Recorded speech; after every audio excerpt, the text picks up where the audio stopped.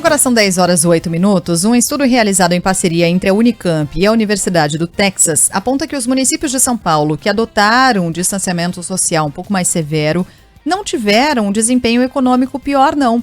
Os resultados apontam também que a eficácia desse distanciamento na contenção da pandemia do coronavírus é maior quando a política é articulada regionalmente, não apenas em nível municipal. Quem vai trazer todos os detalhes desse levantamento é o economista Luiz Gustavo Sereno, que é doutorando e pesquisador do Instituto de Economia da Unicamp e é um dos responsáveis por este estudo. Ele já está com a gente. Luiz Gustavo, bom dia para você. Bom dia, Sheila. Bom dia, Ivan. Bom dia a todos os ouvintes da Rádio Band News FM. Bom, vamos lá, passar um pouco pelos detalhes desse levantamento, dessa pesquisa, não é? Essa análise do impacto das medidas de distanciamento na economia foi feita em quantas cidades exatamente aqui de São Paulo? Como foi possível avaliar esses resultados? Conta mais. Esse estudo esse artigo faz parte de um projeto que é financiado pelo Ministério da Saúde e pelo CNPq desde abril de 2020. E o objetivo do nosso grupo, né, que além de mim tem o Dr. Alexandre Gorimar, a doutora Letícia Marteleto, que é professora e pesquisadora da Universidade do Texas, e a doutora Cristina, da FIP, de São Paulo. E o nosso objetivo era utilizar Big Data, né, os grandes bancos de dados, né, organizar dados disponíveis na internet para avaliar isso em tempo real, porque nós não temos um tempo hábil para esperar 2 ou 3 anos para que a gente tenha variáveis, como é feito tradicionalmente dentro da economia. Então, nós conseguimos coletar dados para 104 cidades do estado de São Paulo, que em julho, que é até onde vai o escopo da pesquisa que foi publicada essa semana, essas 104 cidades representavam 91% dos casos de Covid no estado de São Paulo.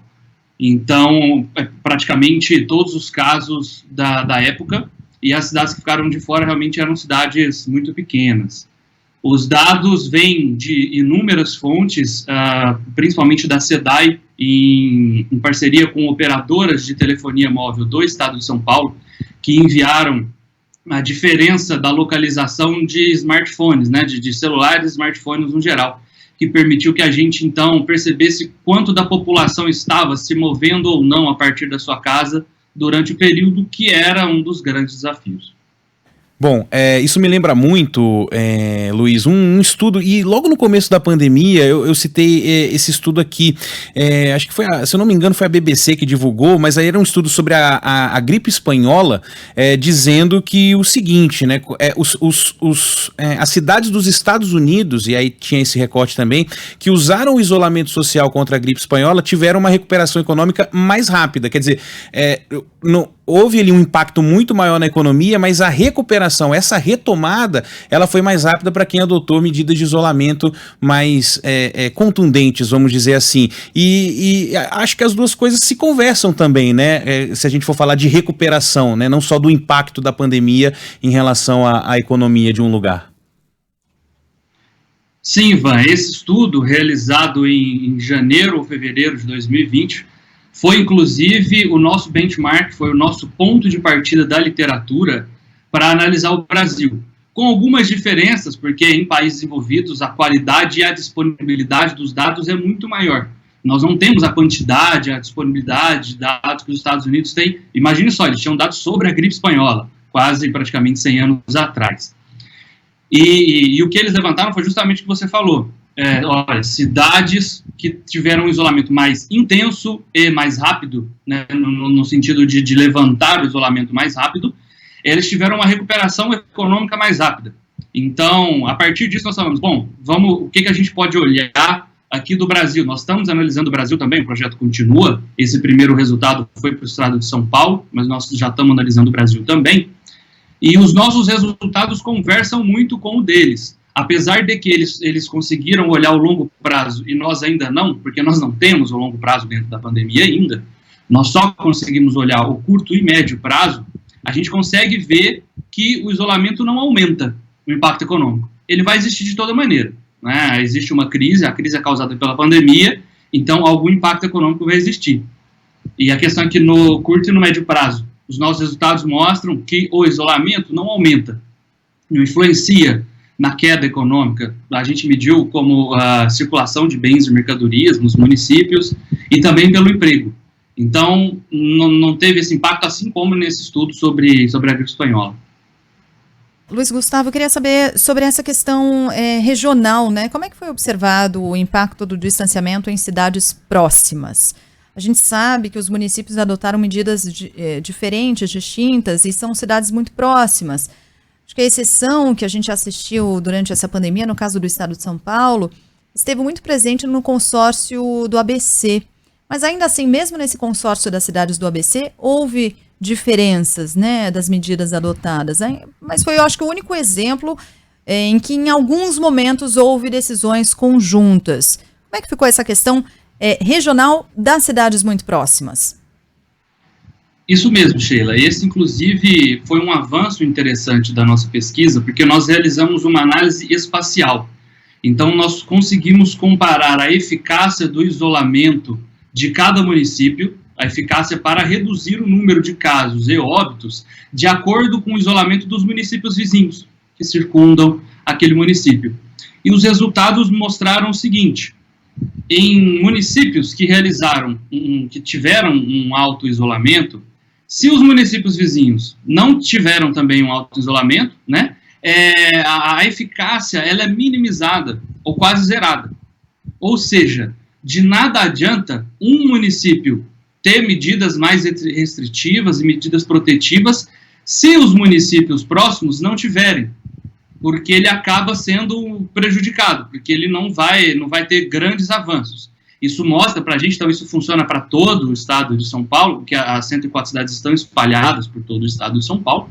Isso mostra a necessidade de um planejamento central. Você não pode relegar, primeiro, você não pode relegar os municípios, que o município tome medidas a partir dos dados, né, da estatística de óbitos e casos daquele município, que é uma das coisas que foi feita, e você também não pode deixar, principalmente também, que simplesmente o Estado faça, né, que a unidade da federação faça. Isso precisa ser central, até porque não há só municípios vizinhos dentro do Estado de São Paulo. Há vários municípios do Estado de São Paulo que estão na fronteira do Estado, que são vizinhos com outros estados. Então, mesmo uma política central do Estado de São Paulo para as fronteiras não pode não ter eficácia se os estados que também circundam ali não adotam medidas semelhantes. O estudo chegou a fazer algum recorte em relação a número de casos e mortes em cidades que tomaram medidas mais restritivas e impacto, enfim, de mortes e casos também na economia? Então, Ivan, nós não fizemos exatamente um recorte, mas nós conseguimos estimar que nesse período, que vai do início da pandemia, da última semana de fevereiro, primeira semana epidemiológica, né, então corta um pouquinho do mês ali, mas é o finalzinho de fevereiro, até meados de julho, cada 1%, que a gente fala do índice de isolamento, né, cada 1% de pessoas que não saiam de casa a mais, na média, para todas as cidades de São Paulo, você tem 215 mortes a menos no período. Então, isso a gente conseguiu estimar. Para terminar, né, a gente fica assim, né, quantas vezes a gente não traz estudos aqui e mesmo assim as coisas não andam, né? A gente fala assim, vamos usar a máscara porque os estudos apontam que a máscara reduz o contágio, e você anda na rua e as pessoas não estão usando máscara. Qual seria o universo ideal, né, Luiz, para que esse estudo fosse usado, né? Como ele pode ajudar também, de alguma forma, as autoridades, né, a tomarem atitudes, a tomarem medidas porque agora a gente não está nem mais falando de medidas para conter a disseminação, mas para retomada mesmo, né? Porque o que a gente precisa fazer para conter a disseminação do vírus, a gente já sabe, mas essa conta da economia, né, a gente ainda não, quer dizer, aos pouquinhos a gente está pagando, mas ela ainda vai vir mais pesada, né? Então, qual seria o universo ideal aí, como esse estudo pode dar um norte, né, para quem nos administra ali, para quem de fato precisa tomar as decisões nas cidades, nos estados, no país?